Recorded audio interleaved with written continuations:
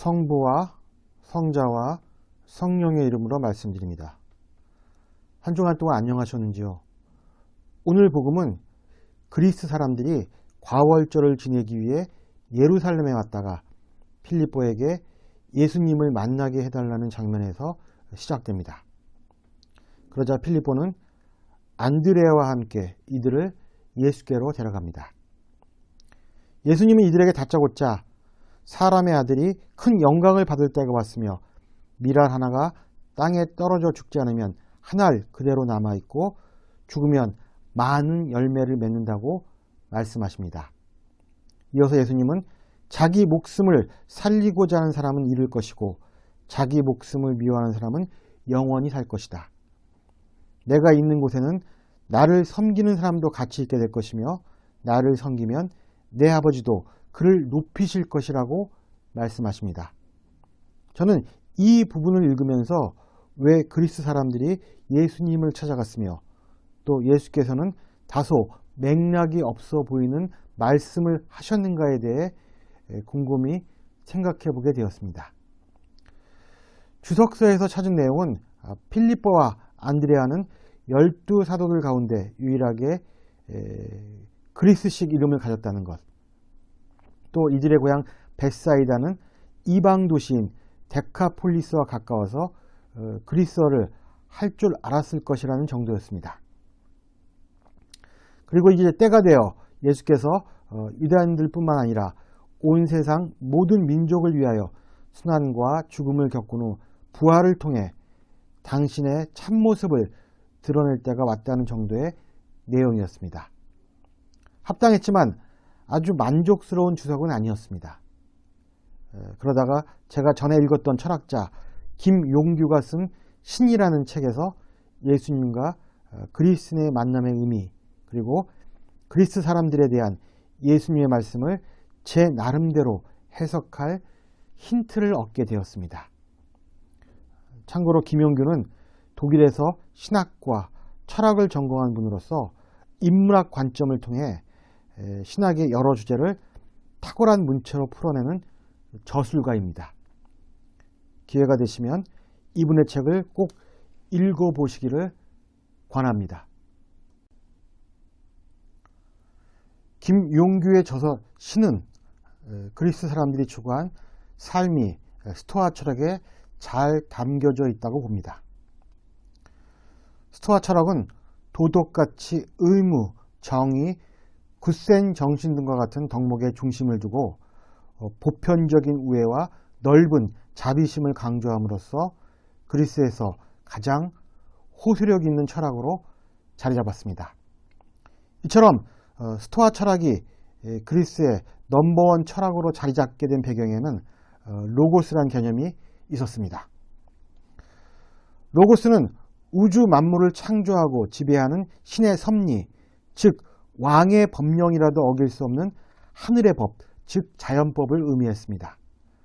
또한 로고스는 인간의 이성을 의미하기도 했는데 인간은 로고스를 자기 정신 안에 지니고 있기 때문에 자연법칙과 도덕법칙을 따를 수 있다는 것이 스토아 철학의 로고스론이었습니다.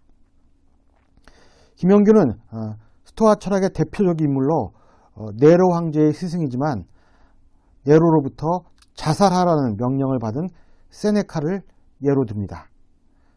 세네카는 죽음을 맞이하여 다음과 같은 말을 남겼다고 합니다. 그대들의 철학은 다 어디로 갔는가? 눈앞에 닥치는 불행과 맞서겠다는 그 결심은 또 어디로 갔는가? 그토록 오랜 세월 함께 닦아온 결심들이 사라졌단 말인가? 61세의 나이에 죽음을 맞은 철학자의 담담한 독백입니다.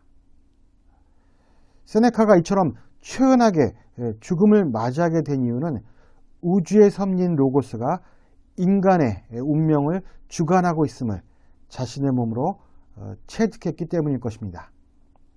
세네카는 운명에 관해서도 이렇게 말했습니다.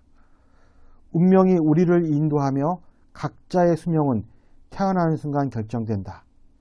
무엇이 그대를 기쁘게 하고 무엇이 그대를 울게 할지가 이미 오래전에 정해졌다. 또 세네카는 이렇게 말했습니다. 가난을 무시해라. 태어날 때만큼 가난한 사람은 아무도 없다. 고통을 무시해라. 고통은 사라지거나 너희와 함께 끝날 것이다. 죽음을 무시해라. 죽음은 너희의 고통을 끝내주거나 다른 곳으로 데려갈 것이다.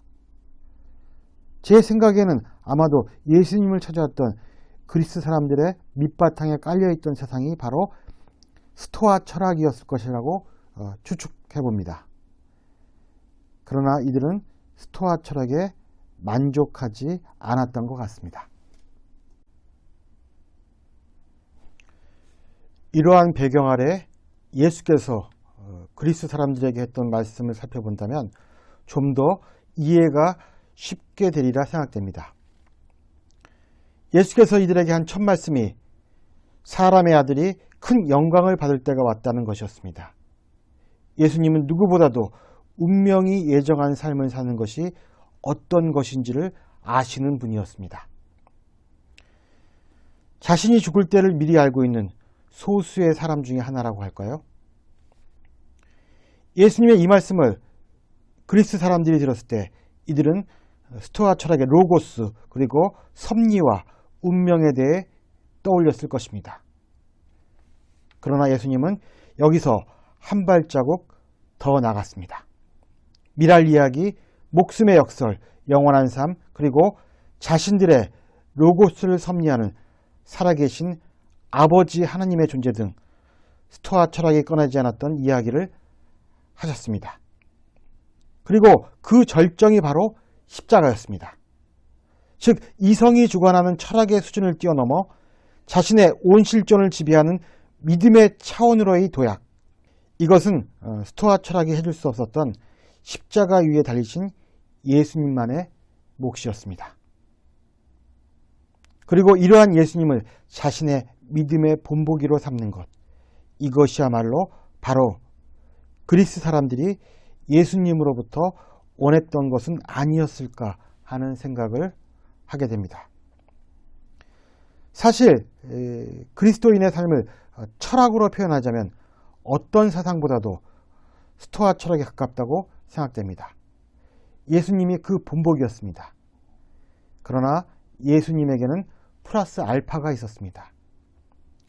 물론 그리스 사람들은 자신의 철학에 근거하여 예수님을 이해했지만 나아가 예수님이 자신들의 철학을 넘어서는 분이라는 믿음이 있었고 그것을 확인하고 싶었던 것이었습니다. 물론 당시 변방 중의 변방이었던 이스라엘의 그리스도교가 당대 최고의 문명을 자랑하던 그리스, 로마로 퍼져나가려면 문명구의 사상으로 재해석될 필요가 있었으며 그것의 좋은 신뢰가 바로 로고스라는 개념이기도 했습니다. 요한복음 1장 1절에 한처음 천지가 창조되기 전부터 말씀이 계셨다. 말씀은 하나님과 함께 계셨고 하나님과 똑같은 분이셨다. 여기에서 말씀이 바로 로고스로 표현됩니다. 이러한 예는 그리스, 로마 사람들이 지니고 있던 사전 지식에 의해 그리스도교가 쉽게 이해될 수 있음을 보여줍니다. 그러나 예수님은 자신의 죽음이 운명일 수밖에 없다는 61살의 세네카가 아니라 이제 갓 30을 넘긴 청년에 불과했습니다. 내가 이렇게 마음을 걷잡을 수 없으니 무슨 말을 할까? 아버지, 이 시간을 면하게 하여 주소서라고 기도할까? 아니면 썩지 않은 미랄로 남게 해달라고 간청할까? 그러나 이러한 것은 당신의 운명에 허락된 것이 아님을 아셨습니다. 당신의 모든 일의 마침과 새로운 시작은 결국 십자가에서 일어나야만 함을 아시는 분이셨습니다. 십자가 위의 죽음과 부활로 인하여 하나님의 섭리를 어렴풋하게 깨닫고 있던 이방인들에게 그들의 철학과는 차별되는 뚜렷한 표징을 남겨야 했습니다. 그것이 바로 아버지 하나님의 영광을 드러내는 유일한 길이었습니다. 하나님의 아들, 아니 하느님이 십자가에 달려 죽으신 사건은 십자가야말로 하나님이 인간에 대해 지니신 최고의 자비를 표현하는 것이고, 또한 부활이야말로 당신의 전능하심을 드러내는 최고의 표징이기 때문입니다. 세상과 세상의 통치자가 십자가를 어떻게 다루는가에 의해 심판되고, 우리의 삶도 자기 십자가를 어떻게 지고 주님을 쫓았는가에 따라 평가받습니다. 예수께서 십자가에 높이 들리실 때부터 십자가는 삶의 새로운 기준이 되었습니다.